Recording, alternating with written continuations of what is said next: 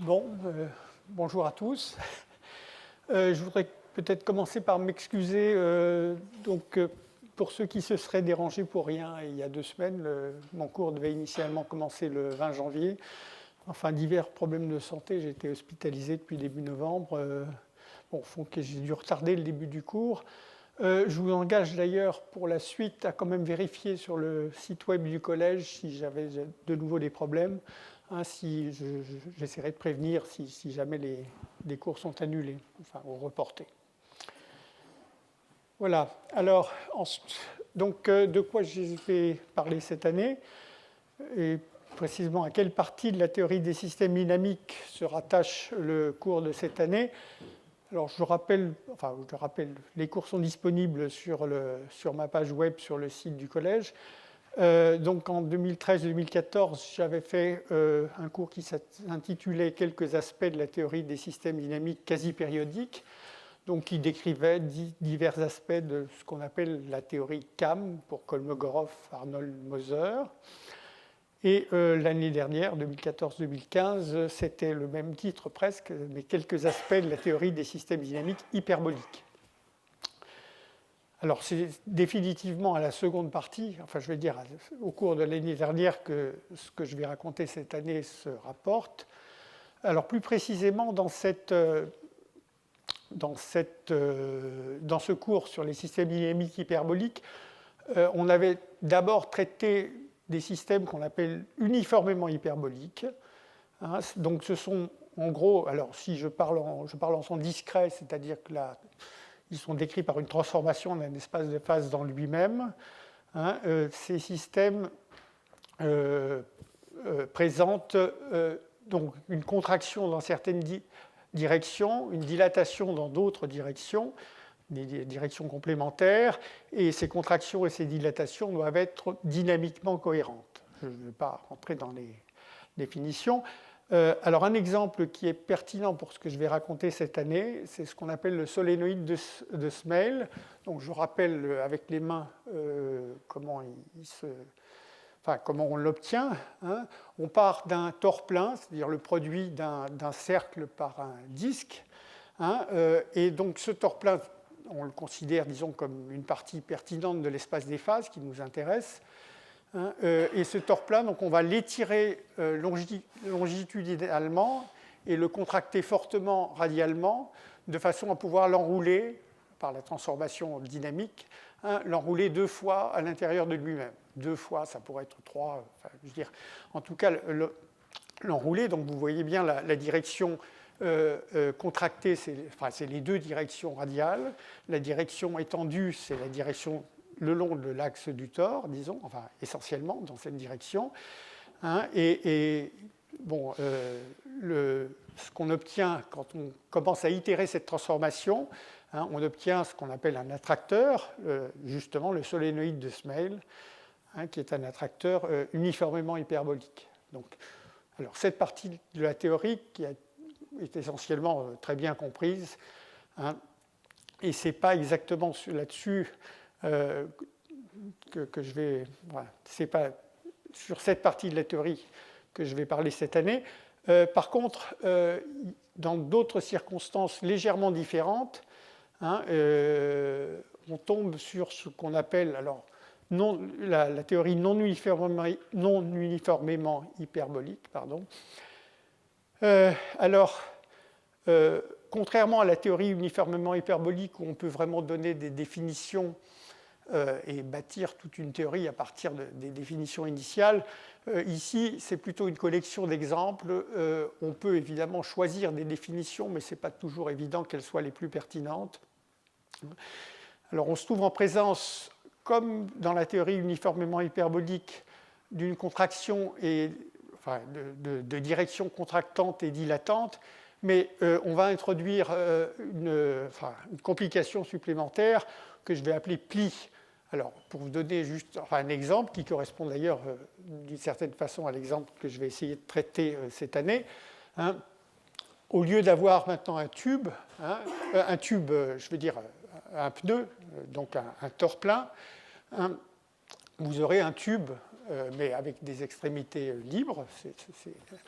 Hein. Et alors, vous allez de nouveau faire la même chose. Vous allez l'étirer, hein, le contracter radialement, mais maintenant, pour qu'il aille 2 fois dans lui-même, ou 2 ou plus, hein, vous allez être obligé de le plier. Hein.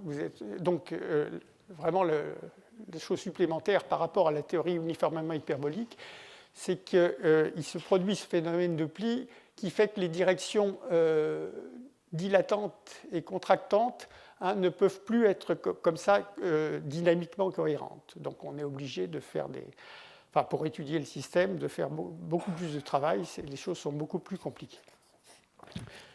OK, alors plus précisément, donc là c'est un peu une introduction avec des mots. On va donc, je vais commencer à utiliser des formules. Hein.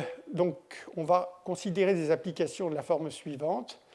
Hein. Donc un peu plus tard, je vais donner toute une série de références. Hein. Donc pour le moment, je n'en parle pas. Mais donc on va considérer des applications de la forme suivante que, comme vous voyez, donc paramétrées par un paramètre réel, petit c, hein, et un paramètre fonctionnel, grand B, donc il y a 2 composantes, B1 et B2. Alors ici, les variables sont de la forme, enfin sont x, y. Alors x est une variable réelle, en fait, qui va varier, voilà, j'y vais. X est dans R, et par contre, y peut être multidimensionnel. Hein.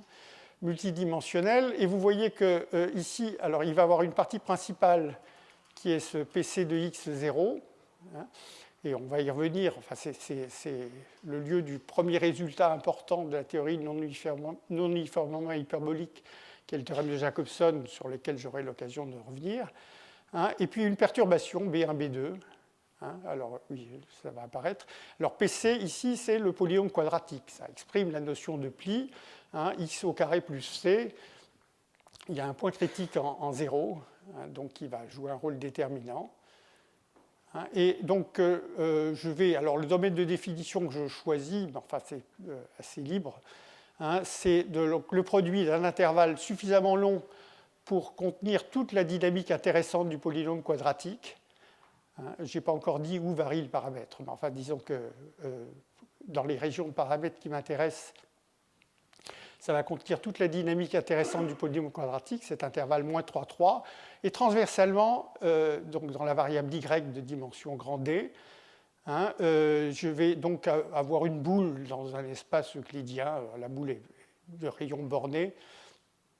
Hein, de toute façon, je veux dire, ça apparaît tout de suite, B1 et B2 sont très petits, donc toute cette boule va être contractée sur un voisinage de l'origine, enfin de l'origine RD. Hein. Donc on suppose, comme c'est dit, hein, que B1 et B2 sont de classe C2, c'est le minimum de différenciabilité que je désire, et qu'elles sont petites donc dans B, alors petites dans la C2 topologie.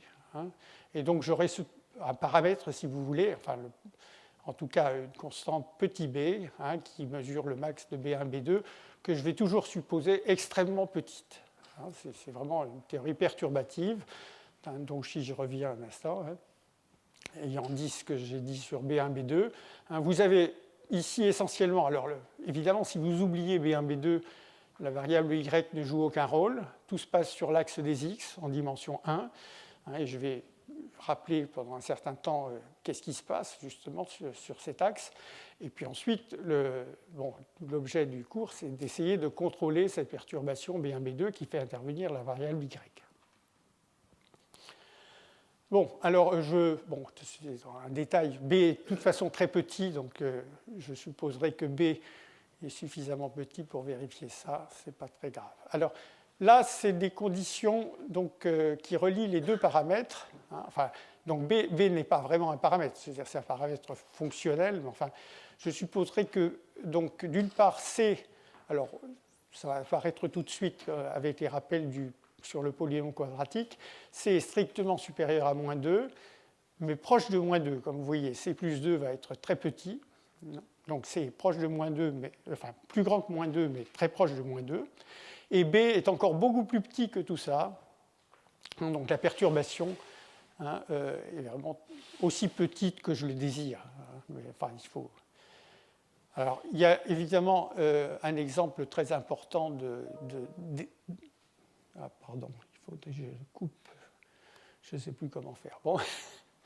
Un exemple très important de telle famille, hein, qui est donc la famille de Hénon, que vous voyez ici, qui est obtenue donc, en prenant la variable y de dimension 1, le rayon, disons, enfin le rayon dans la direction y de taille 1, enfin ça c'est un peu arbitraire, et les perturbations B1, B2, enfin les deux composantes de la perturbation B1, B2, là vous pouvez choisir le signe que vous voulez, de la forme BY, BX, et donc évidemment en topologie C2, ça sera effectivement de taille petit b.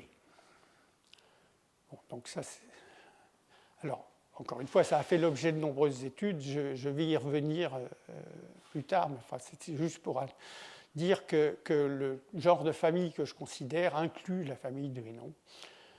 Mais notez bien qu'ici, on a une famille de difféomorphismes polynomiaux, alors que, pardon, je ne fais aucune hypothèse dans mon cas hein, sur l'inversibilité de la transformation. C'est une perturbation d'une transformation hautement non inversible, PC de x 0, hein, qui est vraiment une projection sur l'axe des x, hein, et je ne fais pas d'hypothèse sur la nature de cette perturbation, sinon qu'elle est petite. Bon, alors, donc, je vais commencer par faire quelques rappels sur la dynamique du polynôme quadratique. Alors, KC, la notation K indice C, c'est l'ensemble de Julia rempli. Donc, c'est les points qui, sous itération par PC, hein, ont une orbite bornée. Je vais dire ensuite qu'est-ce qui se passe, mais enfin, je veux dire, pour le moment, j'introduis simplement une notation. Ensuite, EC, c'est le bassin de l'infini, c'est les points qui, au contraire des points de KC, hein, vont s'échapper à l'infini. Alors, il y a quelques remarques triviales qui datent d'ailleurs de Julia Fatou, enfin le début du XXe siècle, hein, l'ensemble KC décrit ici est compact. Il peut être vide, hein, a priori, enfin je veux dire, il est compact en tout cas. L'ensemble EC est ouvert parce qu'une fois que vous vous échappez suffisamment loin, le terme quadratique absorbe tout, hein, et donc en fait il suffit de s'échapper suffisamment loin pour aller à l'infini, et donc d'où la propriété d'ouverture. Et en fait, vous n'avez pas le choix, un point soit l'un, soit l'autre. Hein. Donc tout point de la droite réelle. Alors, je pourrais considérer tout ça dans le cadre complexe, mais il n'y a pas de. Enfin, je veux dire, j'en ai pas l'usage pour ce cours, donc je me suis placé purement dans le cas réel. R est l'union donc disjointe, bien sûr, les deux ensembles sont disjoints d'après la définition, hein, de KC et EC. Alors, bon, je continue les rappels. Là, suivant les valeurs du paramètre, donc en fait, les valeurs pertinentes du paramètre, pour ce qui m'intéresse, sont celles entre moins 2, et en fait, je vais supposer que le paramètre est proche de moins 2, et 1/4. Alors, donc, pourquoi? Parce que lorsque C est plus grand que 1/4, en fait, un petit calcul vous montre que l'image d'un point est strictement supérieure, et donc en fait tous les points vont s'échapper à l'infini, hein, et donc KC est vide, et EC est égal à R tout entier. Donc, pas très intéressant. Alors c'est donc cet intervalle entre 1/4 et moins 2, hein, où alors à ce moment-là c'est pas difficile de déterminer exactement KC, les points qui ne s'échappent pas. Hein, c'est en fait un intervalle qui est borné par un point fixe qu'on appelle bêta de C, qui est donc donné par cette formule, un des points fixes de KC, et moins bêta de C, donc comme PC de x et x2 plus C, bien sûr, moins bêta de C, c'est l'autre image inverse de bêta de C, donc, et tous les points entre donc, vont aller à l'intérieur de cet intervalle. Et donc, on a déterminé KC, EC c'est donc le complémentaire, hein, ici. Et donc dans ce cas-là, hein, le point critique du polynôme quadratique, le point critique 0, appartient à l'ensemble de Julia rempli. Alors finalement, lorsque C est cette fois-ci plus petit que moins 2, donc au-delà de l'intervalle initial, Alors à ce moment-là, il y a encore une dynamique intéressante, disons, sur Cassé. Cassé n'est pas vide, je veux dire, mais c'est une dynamique de type uniformément hyperbolique et même expansif. D'ailleurs, ça doit être marqué. Donc le point critique, cette fois-ci, s'en va à l'infini. Hein, donc le point ne joue aucun rôle dans la dynamique. Et la dynamique sur Cassé est donc expansive. Et en fait, plus précisément, vous pouvez user de dynamique symbolique, le décalage unilatéral sur deux symboles, pour complètement comprendre les dynamiques du point de vue topologique. Ensuite, on peut faire des analyses plus fines, différenciables. Alors, donc je continue sur ces rappels. Hein. Donc il y a une proposition importante qui remonte à Fatou, donc toujours le début du XXe siècle, hein, qui dit que dans l'intervalle, donc c'est l'intervalle vraiment intéressant, enfin l'intervalle où les choses sont plus compliquées. Hein. Donc dans l'intervalle -2, 1 quart, eh bien, le polynôme PC a au plus une orbite, alors j'ai oublié de dire périodique, je m'excuse, donc a au plus une orbite périodique non répulsive. Il manque le mot périodique. Non répulsive, donc quand on a une orbite périodique en général, hein, on peut regarder son multiplicateur. Alors, en l'occurrence, j'ai pris des paramètres réels. Donc, en l'occurrence, le multiplicateur sera de nouveau un nombre réel. Hein, mais on dit que l'orbite est attractive si le multiplicateur est strictement plus petit que 1 en valeur absolue, parabolique lorsque est égal à 1 en valeur absolue, et répulsive lorsque le multiplicateur est de valeur absolue, en l'occurrence, strictement supérieur à 1. Et donc, il y a au plus une orbite périodique qui soit attractive ou parabolique. Alors, pourquoi ça ne veut pas venir, surtout? Ah oui, parce que je n'ai pas cliqué.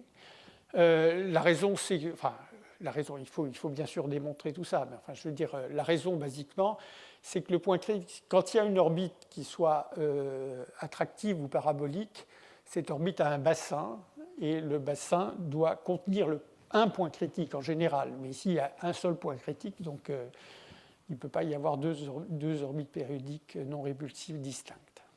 Alors, je veux dire, bien sûr, ça mérite une démonstration. Hein, c'est juste, disons, la raison. Donc, simplement par la logique, disons, hein, on peut diviser l'intervalle des paramètres. Donc cet intervalle -2 1 quart, c'est toujours l'intervalle de paramètres, hein, en 3 parties. Hein. Donc une partie que j'appelle HIP pour hyperbolique, hein, une partie ouverte qui est formée des paramètres C, tels que PC est une orbite périodique attractive. Donc ça, c'est une propriété ouverte. Donc c'est juste une définition. Alors à ce moment-là, on définit l'ensemble de Julia. J'ai défini l'ensemble de Julia rempli, hein, K indice C, les points qui ne s'échappent pas. Hein, mais en fait, donc dans ce cas-là, l'ensemble de Julia, hein, peut s'écrire rempli cassé, peut s'écrire comme son intérieur et son bord. Et l'intérieur est exactement formé du bassin de l'orbite périodique attractive. Et ce qui reste, le bord, c'est l'ensemble de Julia rempli. L'ensemble de Julia tout court, que j'appelle JC. Alors cet ensemble de Julia, il est invariant, bien sûr. Il est de mesure de Lebesgue nulle, hein, et il ne contient pas donc, le point critique qui se trouve dans le bassin. Hein, et la dynamique de PC sur JC est expansive. Donc de nouveau une dynamique uniformément hyperbolique dans ce cas-là. Alors ensuite, donc là c'est la première partie, une orbite périodique attractive. Deuxième partie, une orbite périodique parabolique. Donc le multiplicateur est de norme 1, enfin de valeur absolue égale à 1. Alors ça, si vous écrivez les équations pour le paramètre C pour lequel on a cette propriété, vous obtenez des équations polynomiales. Alors il faut... Quand vous fixez la période, quand vous laissez varier la période, vous obtenez au total une partie dénombrable discrète, hein, que j'appelle par pour parabolique, hein, et donc qui correspond à cette situation. Alors, dans ce cas-là, on a encore un petit peu, ça ressemble un petit peu à la situation précédente. Il y a de nouveau un bassin. Hein. Le bassin était lors de mesure totale dans KC. Je vous rappelle que KC, c'est toujours l'intervalle moins bêta de C, bêta de C. Hein. Donc le bassin va remplir essentiellement tout du point de vue de la mesure de Lebesgue. Hein. Et finalement, donc pardon, pas du tout. Voilà, ça s'emballe. Et donc, j'appelle simplement irrég pour irrégulier, hein, les paramètres qui restent pour lesquels toutes les orbites périodiques de PC soient répulsives. Donc, cette subdivision est purement une subdivision logique, enfin, qui suit de la proposition de Fatou. Donc, voilà. Alors, j'en arrive maintenant au résultat. Donc, tout ça, tout ce que j'ai raconté jusqu'à maintenant, enfin les résultats que j'ai rappelés sur la dynamique du polynôme quadratique remontent au début du XXe siècle. Alors j'arrive maintenant à des résultats beaucoup plus récents. Et je commence par le théorème de Jacobson, en l'occurrence, dans ce cadre-là. Donc, je vais appeler STO pour stochastique. Hein. L'ensemble des paramètres C dans l'intervalle qui m'intéresse, moins 2, 1 quart, hein, qui ont la propriété suivante. De toute façon, en dehors, la propriété ne pourrait pas avoir lieu. Hein. Donc, je demande que le polynôme PC est une mesure de probabilité mu invariante. Bon, ça, c'est une première. Bon, ça, il y a toujours des mesures invariantes, ça, c'est pas le problème. Je demande qu'elle soit ergodique. De nouveau, il y a toujours des mesures invariantes ergodiques. Mais surtout, voilà la propriété forte. Hein, je demande qu'elle soit absolument continue. Donc, elle ait une densité par rapport à la mesure de Lebesgue. Ça, par contre, ce n'est pas du tout automatique.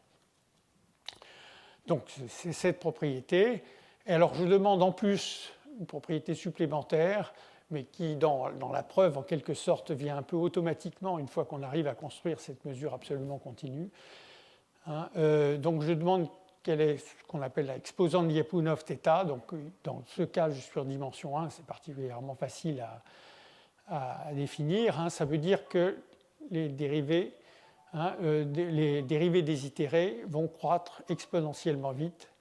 Hein, donc θ ici, c'est une constante strictement positive. L'ergodicité me garantit que le comportement sera le même pour presque tout x. Hein, pour mu presque tout x. Et donc, j'aurai cette propriété. Alors, cette propriété implique, bien sûr, puisque j'ai dit que la mesure est absolument continue par rapport à la mesure de Lebesgue, hein, cette propriété implique que le support de mu est une mesure positive, de Lebesgue positive, et donc, d'après la description que j'ai donnée précédemment sur l'espace des paramètres, la subdivision en 3, je suis en présence, quand j'ai un paramètre stochastique de cette nature, hein, c'est un paramètre qui est irrégulier suivant la définition précédente. Voilà, alors, donc on a le théorème de Jacobson, j'y arrive, hein, donc, qui dit que cet ensemble de paramètres, STO, est en fait de mesures de Lebesgue positives. Alors plus précisément, hein, la densité relative de cet ensemble au voisinage de moins 2, hein, la densité relative est égale à 1, densité totale, hein, comme l'exprime cette formule. Je vais revenir largement sur le terme de Jacobson. Pour le moment, j'ai donné simplement un énoncé. Par contre, ce résultat, donc un autre résultat fondamental qui va dans une direction opposée, hein, c'est celui de Grašič-Sviantek, obtenu indépendamment et à peu près simultanément par Grašič-Sviantek et Ljubič vers 1997-1998, hein, qui vous dit que l'ensemble ouvert, donc hyperbolique, là, où la dynamique est uniformément hyperbolique, cet ensemble est dense, donc c'est un ouvert dense dans l'intervalle moins 2 1 quart. Donc vous voyez, bien sûr, il est disjoint de l'ensemble STO qui est composé de paramètres irréguliers. Donc vous êtes en présence, hein, de deux ensembles de paramètres, l'un qui est ouvert dense, donc ça remplit quand même pas mal, et l'autre qui est malgré tout de mesure positive. Donc une situation quand même assez complexe. Hein, pour concilier les deux résultats, puisque bien sûr les deux comportements ne sont pas compatibles. Et alors, un résultat qui joint les deux, en quelque sorte, enfin, je veux dire, qui en tout cas dit que du point de vue de la mesure de Lebesgue dans l'espace des paramètres, il ne se passe plus rien d'autre. Ça ne veut pas dire qu'il ne se passe plus rien d'autre. Il y a des paramètres très intéressants qu'on appelle infiniment renormalisables que je ne vais pas étudier ici, hein, mais enfin, qu'on ne voit pas d'un point de vue de la mesure de Lebesgue, puisque Lubitsch a démontré en 2002 que donc, presque tout paramètre qui est irrégulier est en fait stochastique. Donc j'ai, du point de vue de la mesure de Lebesgue, en oubliant un ensemble de mesures de Lebesgue nulles de paramètres, hein, j'ai les paramètres hyperboliques. Bon, les paramètres paraboliques, c'était des nombres discrets, donc je les oublie, enfin, du point de vue de la mesure de Lebesgue. Et finalement, donc, les paramètres stochastiques. Donc il y a deux sortes de comportements. Enfin, encore une fois, si on oublie un ensemble de mesures nulles de paramètres, il y a deux sortes de comportements significatifs. Le comportement uniformément hyperbolique qui est lié aux orbites périodiques attractives et le comportement stochastique que j'appelle non uniformément hyperbolique dans ce contexte, qui est celui qui correspond au théorème de Jacobson et d'une mesure invariante absolument continue par rapport à la mesure de Lebesgue.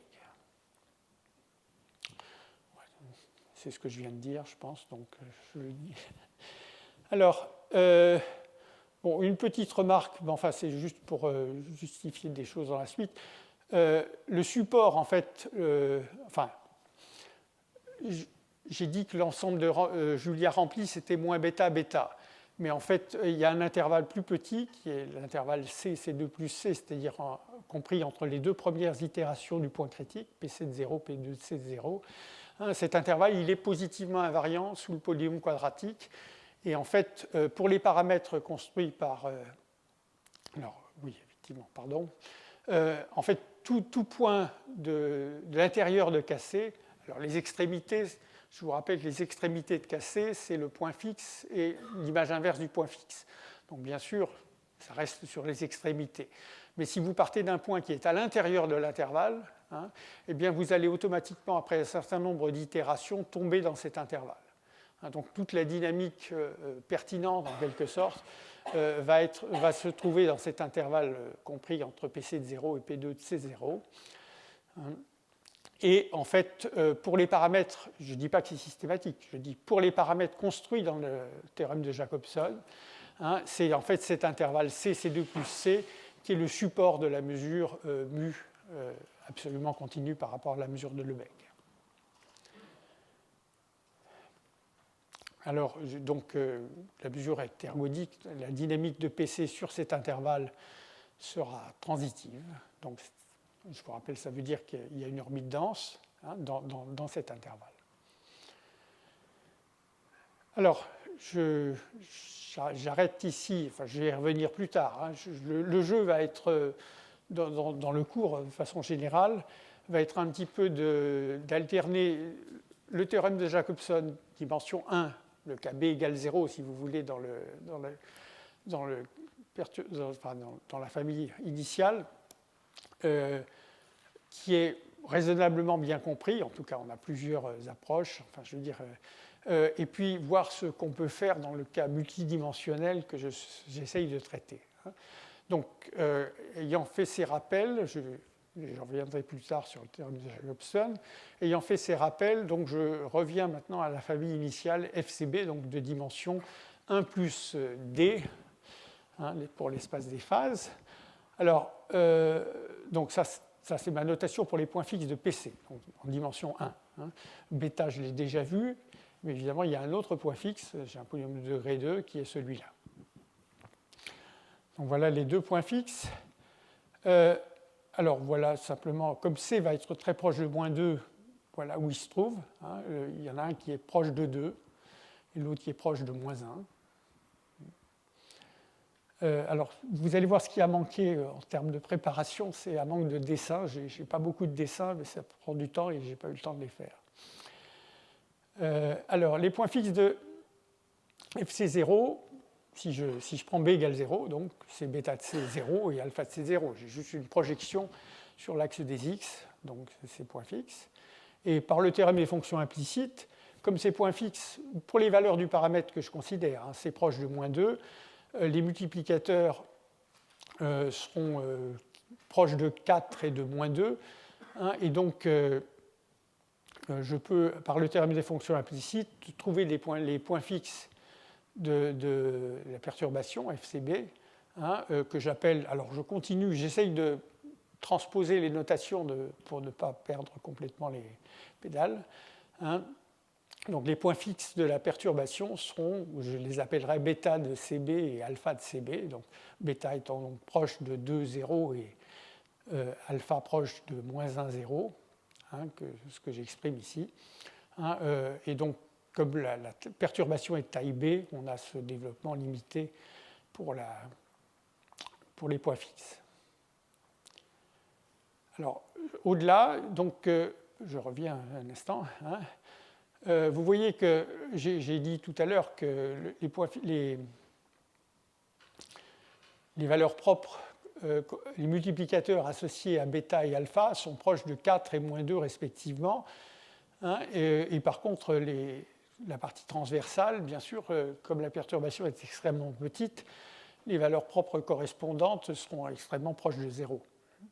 Pardon, oui, je vais y aller doucement. Et donc, je peux définir des variétés stables locales par le théorème de la variété stable. Hein, alors, d'abord, je définis, enfin, je veux dire, ensuite, je vais affirmer ce que c'est. Hein, donc, que j'appelle WS log bêta. Donc, c'est des points XY, de la forme XY. Donc, X doit être proche de bêta. Hein, y est dans la boule. Alors, le local ici s'étend sur le domaine de définition de Y. Simplement, je voudrais que X reste proche de bêta et je demande que convergence vers le point fixe bêta. Donc, cette définition plus ou moins habituelle, enfin je veux dire adaptée ici un petit peu, mais de la variété stable locale.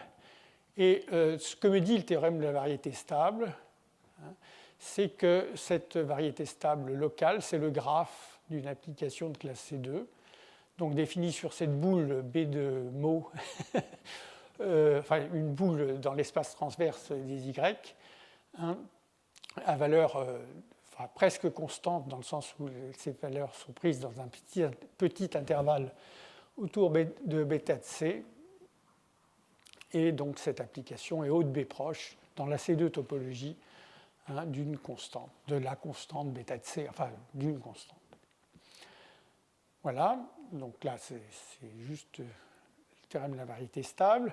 Alors je vais commencer à utiliser des notations que vous pouvez peut-être trouver un petit peu bizarres au début, mais qui correspondent vraiment au cas du théorème de Jacobson. Donc je prends cette variété stable locale, WS log bêta, que je viens de définir. Donc elle est basiquement perturbation, j'ai envie de dire, de la tranche verticale située au niveau bêta de C.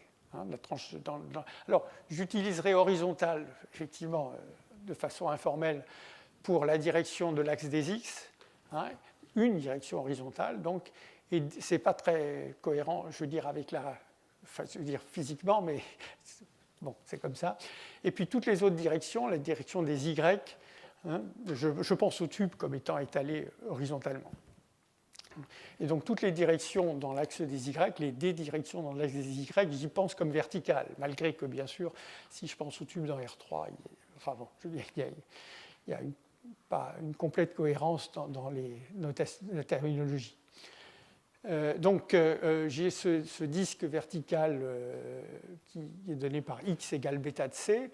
J'ai cette variété stable locale qui est donc C2 proche par une distance de l'ordre de O de B de ce disque, et je prends son image inverse. Alors, quand je prends son image inverse, d'après toujours alors, ici, j'ai besoin du théorème des fonctions implicites, ou enfin de transversalité, disons. Hein, transversalité, cette image inverse va avoir deux composantes connexes. L'une qui est la variété stable elle-même, hein, bien sûr, puisque cette variété stable locale est invariante. Et l'autre va se trouver proche du point x égale moins bêta, qui était l'image inverse de bêta, hein, et qui est de nouveau le graphe, hein, d'une application de classe C2, O de B proche, cette fois-ci de moins bêta. Donc cette autre composante, hein, je vais la noter, mais c'est totalement abusif comme notation. Enfin, je veux dire, c'est juste pour suggérer où elle se trouve. Hein. Je vais la noter WS log de moins bêta. En fait, du point de vue dynamique, hein, elle fait partie de la variété stable de bêta. Hein. Mais simplement, c'est une composante connexe distincte. Elle va être envoyée après une itération dans la variété stable locale de bêta. Donc, je veux simplement poursuivre l'analogie avec le théorème de Jacobson. Alors, ce que je viens de raconter pour le point fixe bêta qui est proche de 2, hein, vaut aussi pour le point fixe alpha qui est proche de moins 1, hein, de la même façon, puisque c'est tout aussi hyperbolique ici. Alors voilà un peu le dessin, et ensuite dans quelle direction je veux me diriger. Donc ici, c'est évidemment très figuratif, du moins le dessin ne marche que pour grand D égale 1. Donc j'ai l'axe des x, l'axe horizontal ici. J'ai dit que x variait entre moins 3 et 3, c'est juste pour avoir de la marge. Je veux dire que, en fait, les choses intéressantes commencent ici. Donc ici, c'est la variété. Alors, je m'aperçois que je me suis trompé. Oui, je m'aperçois que je me suis trompé. La variété stable. Attendez un instant. Oui, j'ai inversé les deux. Je veux dire, ceci est la variété stable locale de bêta, de ce côté-là. Et ici, c'est la variété stable locale de moins bêta. Donc, je m'excuse, il faut permuter les deux. Hein. Voilà. Alors, cette variété est invariante. Alors, je l'ai dessinée verticalement, elle n'est pas tout à fait verticale. Elle est O de B proche dans la topologie C2 d'une verticale. Donc, cette extrémité-là s'envoie en une itération sur celle-là. Alors, bien sûr, avec une très forte contraction. Hein. La perturbation est de taille O de B, donc ceci va sur une toute petite partie ici. Et alors, je vais considérer, donc je cherche à définir un attracteur, définir l'attracteur, il n'y a pas de problème, justement, c'est ce que je fais. Donc je considère, alors les constantes qui interviennent ici n'ont pas grande importance, hein, mais j'avance un tout petit peu, donc j'ai une valeur de x, qui est égale à c-2b, qui correspond ici. Ici, c'est c au carré plus c plus 10 fois b. Donc, j'ai un tube qui est délimité. Donc, dans cette direction-là, c'est le mot, c'est la taille, du domaine de définition pour la variable y. Et donc là, ici, j'ai un produit d'un intervalle par ce disque euclidien. Et l'image donc, de cette région que j'appelle... alors, oui, il y a deux régions. Je m'excuse. Il y a la région D, qui est ici, délimitée qui est en vert clair. Et puis une région légèrement plus grande qui s'étend entre les deux variétés stables locales de bêta et de moins bêta, mais verticalement délimitée de la même façon, que j'appelle D chapeau. Alors l'image de D, alors pourquoi je considère les deux? C'est parce que donc cette partie est invariante, la variété stable locale de bêta, ici en l'occurrence, et de moins bêta, celle-là s'envoie là-bas. Donc si je prends l'image de la région des chapeaux tout entière, en tout cas si je considère que la région des chapeaux est fermée, hein, je vais obtenir des choses par ici. Tandis que dès que je restreins, comme le point bêta est répulsif, dès que je restreins la région à une région légèrement plus petite, qui est cette région D, hein, eh bien son image par la dynamique FCB va être strictement contenue à l'intérieur d'elle-même. Donc j'ai choisi bien sûr les constantes, ces valeurs C-2b. Je vous rappelle que C est très proche de moins 2, hein, et bêta aussi, bêta est proche de 2 et moins bêta qui devrait être ici est proche de moins 2. Donc cette région va à l'intérieur d'elle-même, c'est pour ça qu'il y a cette formule bizarre, mais enfin, sans grand intérêt. Hein, et donc je vais pouvoir, alors oui, si j'explique un petit peu la figure précédente. Hein. c'est ce que j'ai déjà dit. Okay. Et donc, on a cette propriété qui était représentée dans la figure précédente, où l'adhérence de l'image de D est strictement contenue dans D. Et donc, on peut définir un attracteur. Alors, le mot attracteur, je ne vais pas essayer de lui donner, je vais dire, un sens. Enfin, je veux dire, il y a différentes définitions qui circulent dans la littérature. C'est juste ici une notation. L'attracteur potentiel, c'est donc la partie que j'obtiens, la partie compacte, puisque je peux prendre l'adhérence ici, que j'obtiens en prenant les intersections des images successives de D. Et en fait, c'est la même chose. Alors ici, il faut que je considère que D chapeau est une région ouverte. Non, excusez-moi, j'ai dit une bêtise.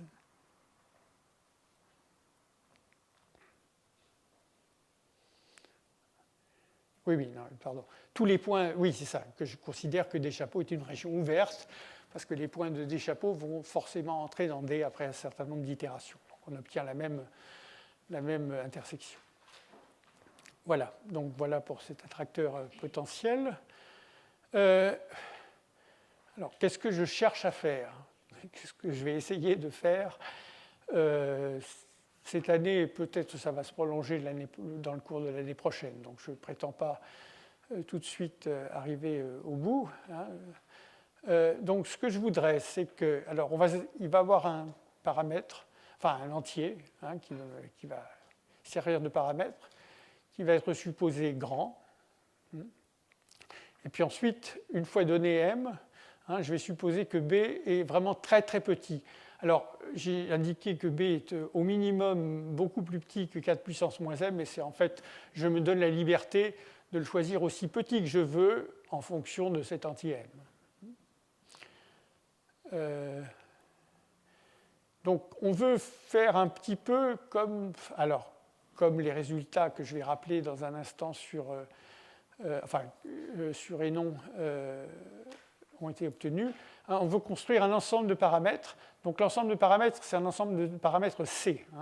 Je vous rappelle, il y a un paramètre fonctionnel qui est grand B.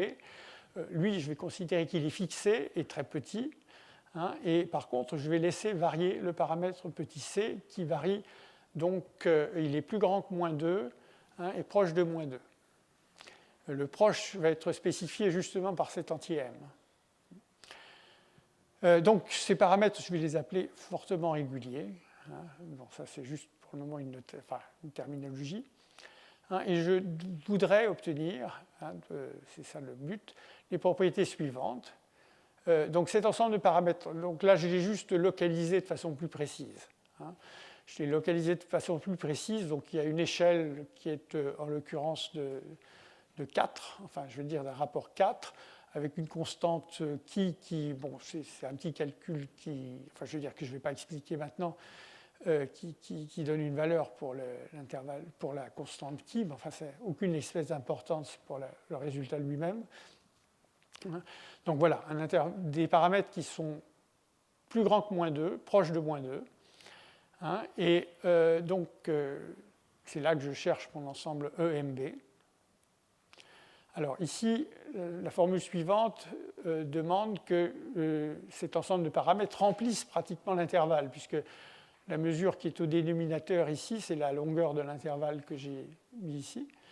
Et donc, je suis en train de demander, parce que j'ai oublié de dire que les delta m tendent vers 1. Donc, à mesure que m devient plus grand, et donc ça veut dire que le paramètre se rapproche de moins 2, donc la densité relative des paramètres que je suis en train de construire, enfin que je prétends construire plutôt, ces paramètres fortement réguliers, va devenir de plus en plus grande. Et alors, bon, bien sûr, il faut que je dise quelle est la propriété de ces paramètres. Et donc, une des propriétés de ces paramètres, c'est celle que je veux absolument obtenir en tout cas, c'est que lorsque C donc, est un paramètre fortement régulier, eh bien l'attracteur que j'ai défini dans le slide précédent va supporter une mesure, alors ergodique physique, Je vais expliquer ce que c'est. Ergodique, je n'explique pas. Enfin, je veux dire, c'est mesure ergodique, hein, donc invariante, bien sûr, par FCB, ergodique. Et alors, physique, je ne sais plus si j'ai marqué, voilà. Ça veut dire que, en fait, alors, cette mesure n'est pas absolument continue par rapport à la mesure de Lebesgue, sauf lorsque d égale 0, enfin, je veux dire, sauf dans le cas du théorème de Jacobson lui-même. Mais en général, à défaut d'être absolument continue invariante, elle décrit malgré tout le comportement ergodique, c'est-à-dire le comportement des sommes de Birkhoff, des fonctions continues, hein, pour un ensemble de mesures positives dans l'espace des phases, de dimension 1 plus d ici. Donc en fait, je voudrais obtenir que pour presque tout point dans le domaine que j'ai appelé des chapeaux, domaine dimension 1 plus d, hein, eh bien, presque tout point se comporte suivant, les sommes de Birkhoff se comportent suivant la mesure mu, enfin, donc convergence des sommes de Birkhoff, je ne sais pas si j'ai, hein, convergence des sommes de Birkhoff vers l'intégrale de la fonction considérée, l'observable considéré, pour la mesure mu. Et alors finalement, une propriété qu'on a déjà vue dans le théorème de Jacobson, hein, cette mesure, je voudrais qu'elle ait un exposant de Lyapunov strictement positif qui va correspondre en gros à la direction de l'axe des x, hein, et puis que les directions transverses, par contre, comme la perturbation semble l'indiquer, hein, sont très contractantes, donc les exposants sont strictement négatifs. Bon, alors je passe un petit moment sur quelques références. J'ai fait un choix de références, je m'excuse pour ceux qui se sentiraient oubliés. Donc, l'article princeps, quand même, dans cette théorie, c'est l'article de Jacobson lui-même, hein, donc cet article de 1981. Il n'est pas facile à lire. Et puis par ailleurs, donc Benedict Carlson, quelques années plus tard, ont développé, vous voyez, l'article est nettement plus court aussi, ont développé une autre approche, toujours pour le polynôme quadratique. Là, c'est juste une autre représentation, 1 moins AX2, c'est juste une autre façon d'écrire le polynôme quadratique, c'est juste un jeu de changement de variables. Hein, mais donc c'est bien sur le théorème de Jacobson de nouveau que cet article porte, mais avec une approche qui est différente vraiment de celle de Jacobson. Voilà. Alors, par ailleurs, je vais parler. Donc, j'ai écrit. En fait, c'était l'objet de mon premier cours au Collège de France en 1997. Hein, et donc, j'ai écrit une démonstration, alors qui est seulement tout à fait récemment accessible, mais enfin du théorème de Jacobson, qui est en fait plus proche de l'approche de Jacobson lui-même que celle de Benedict Carlson, hein, et que, alors elle doit y être déjà, je crois, enfin en tout cas il y sera d'ici le prochain cours, sur ma page web aussi, au Collège de France. Donc c'est un article, le papier s'appelle A Proof of Jacobson Theorem. C'est en fait, c'est plutôt cette preuve que je vais suivre quand je discuterai je rappellerai quelques éléments de la preuve du théorème de Jacobson. Alors, ça c'est pour la dimension 1, hein, ces 3 articles pour la dimension 1. Alors, pour la dimension supérieure, disons, hein, donc cette fois-ci, l'article princeps, c'est celui de Benedict Carlson, paru aux Annals of Math en 1991. Donc, qui traite des applications de Hénon, hein, qui traite, donc c'est le cas que j'ai rappelé tout à l'heure, un peu plus tôt, mais enfin qui est, une fois qu'on a compris Hénon, on a compris beaucoup de choses, si on comprend Hénon. Donc vous voyez que c'est quand même un article assez costaud, il fait une centaine de pages, hein, c'est pas... alors, ici, il y a un article qui est paru brièvement après, qui adapte en quelque sorte les idées de Benedict Carlson au contexte plus général, hein, des bifurcations homoclines. Hein, il se trouve que quand on a une bifurcation, enfin avec une tangence homocline, hein, l'application de retour, j'en ai discuté un petit peu dans le cours l'année dernière, donc l'application de retour au voisinage de cette tangence homocline ressemble à une application de Hénon.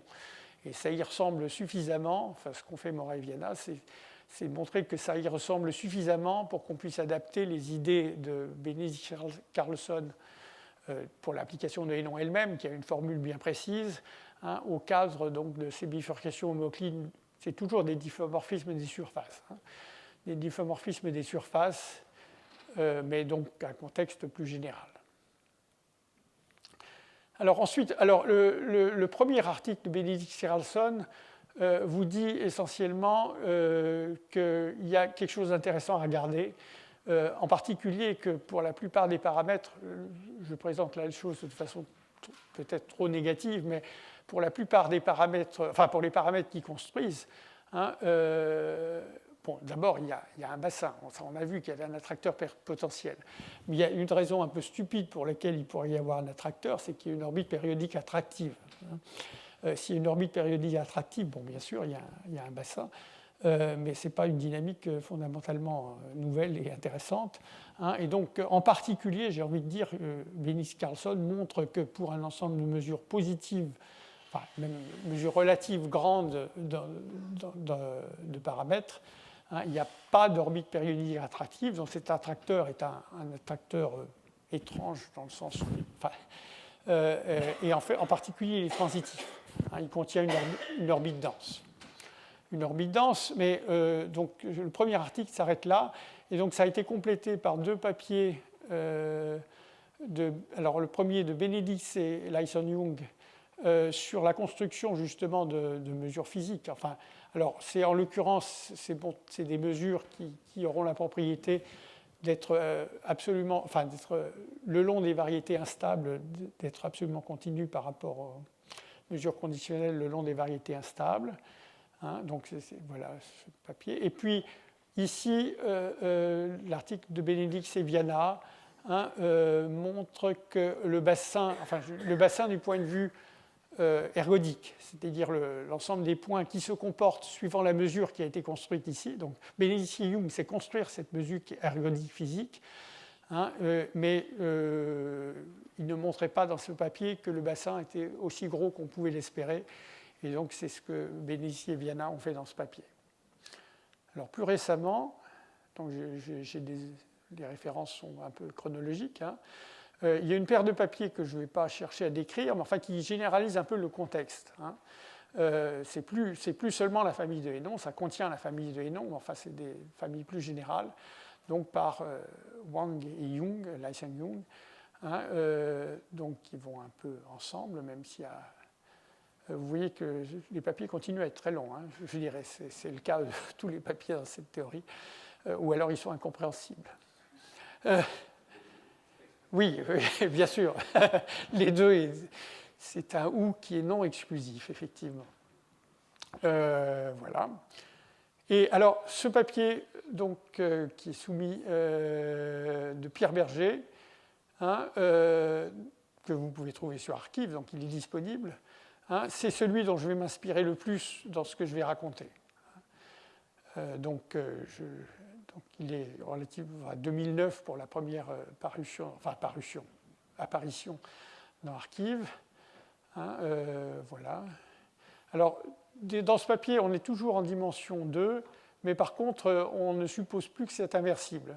Hein. Dans les papiers précédents, il me semble qu'il y a toujours une hypothèse d'inversibilité de la transformation. Ici, ce n'est pas nécessairement inversible. Ça contient la famille de Hénon, mais je veux dire sans hypothèse d'inversibilité. Et puis, il y a ce papier relativement récent, qui a 4 ans, hein, de Takahashi, qui donc de nouveau passe au contexte de bifurcation pour les endomorphismes des surfaces. Donc de nouveau pas inversible. Hein. De nouveau pas inversible, mais en dimension 2. Dans les deux cas ici, on est en dimension 2. Ok, alors, donc voilà pour une. Encore une fois, la liste est loin d'être complète. Hein. J'ai simplement indiqué quelques références que je considère pertinentes. Alors, je veux maintenant dire quelques mots hein, sur. Alors, peut-être, en fait, non. C'est peut-être le bon moment pour faire une pause. Il est moins 5. Hein, et puis, si je me lance dans le plan de la preuve, j'en ai pour un bon moment. Donc, je vais interrompre là, et puis on reprend dans 5-10 minutes. D'accord ?